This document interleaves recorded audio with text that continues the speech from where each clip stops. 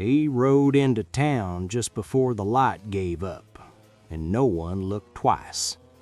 The sky hung low over Ironvale Crossing, heavy and quiet, like it was holding its breath. Wind dragged dust across the road, brushing against old buildings that had seen better days and remembered them. Then came the sound. One horse, steady, unhurried, each step echoing just a little too loud, like the town itself was listening. And then the rider. He didn't look around like a stranger. He rode straight through the center, like a man following something only he could see. His coat was worn, his hat pulled low, his shoulders carried a weight that didn't come from the road but from the past.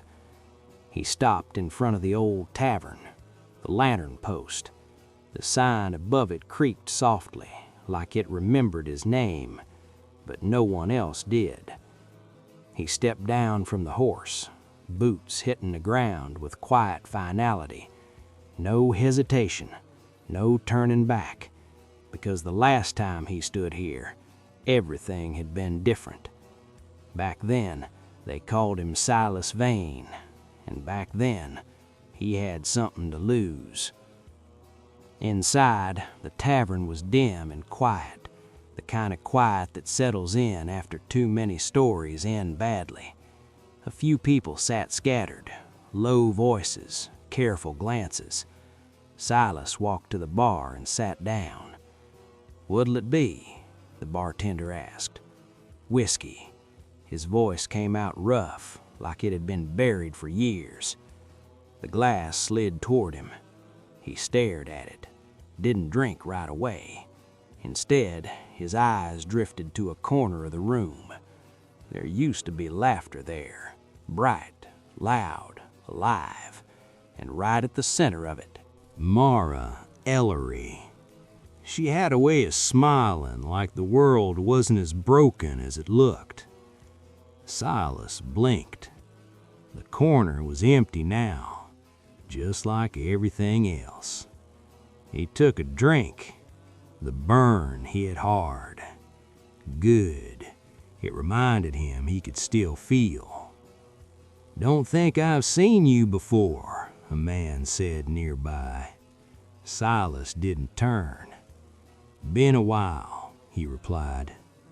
The man studied him, searching for something familiar, but finding nothing, because time changes faces, and guilt changes them even more. Silas left the tavern without another word. The streets stretched quiet under the fading light. He walked slowly, not lost, not unsure, just remembering. Past the silent church, past the closed shops, until he reached the edge of town. The house was still there, smaller than he remembered, or maybe life had just made everything else bigger. A soft light glowed inside. Silas stopped at the gate. His hand hovered for a moment. Then he pushed it open. The hinges creaked like they recognized him. He walked to the door, knocked. The sound echoed too loud in a place that used to feel like home. Footsteps approached, slow, careful. The door opened, and there she was, Mara. Older now, stronger, but still her. She looked at him and saw a stranger. "Yes?" she asked. Silas swallowed. "I'm looking for someone." She shook her head. "Most people are." And she started to close the door. "Mara!" She froze, opened the door again, looked closer, really looked this time. "Silas?" she whispered. He nodded, and just like that, the past came rushing back. "You're supposed to be dead," she said. "Almost was." "Why are you here?" she asked. Silas looked at her. "I came back to face what I left behind." Her eyes hardened. "You left. That was your choice." "I know. You don't get to fix things now." "I'm not here to fix everything," he said softly. "Just one thing." She crossed her arms. "What aren't you telling me?" Silas took a breath. "There's a man coming." She didn't speak, but her eyes changed. "His name is Garrick Thorne." Fear settled in. "He's been burning towns," Silas said. "This one's next." "How do you know that?" Silas met her eyes. "Because I rode with him." The words hit hard. "You were part of this?" she asked. "I was." "And now you're here to what? Save us?" "No," Silas said. "I'm here to stop him." She looked at him for a long time, searching, hurting, remembering. Then finally, she stepped aside. "Come in." Not forgiveness, but not rejection either. And sometimes that's enough. Morning came fast. The town gathered, faces tight, hands ready, fear sitting just beneath the surface. At the front stood Silas, the man no one remembered, now the man everyone depended on. "They'll be here before noon," he said. No one questioned it. The sun climbed, the air went still, then dust rose on the horizon. Riders. Closer, closer, until they stopped just outside town, and at the front, Garrick Thorne. He smiled. "Well," he called out, "look who finally came back." Silas stepped forward, alone.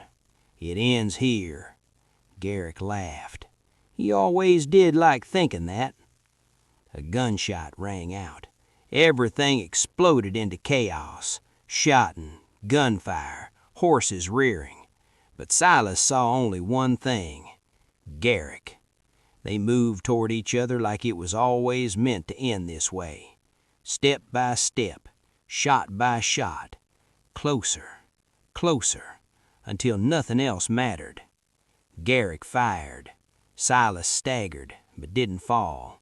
He raised his gun. One breath, one moment, then he pulled the trigger. Silence. Garrick fell. The rest ran. Gone. Just like that. Silas stood there, barely holding on. Mara ran to him. "You're hurt." "I've been hurt before," he said faintly. But this was different. They both knew it. He looked around. The town still stood. Then back at her. "I told you I'd face it." Tears filled her eyes.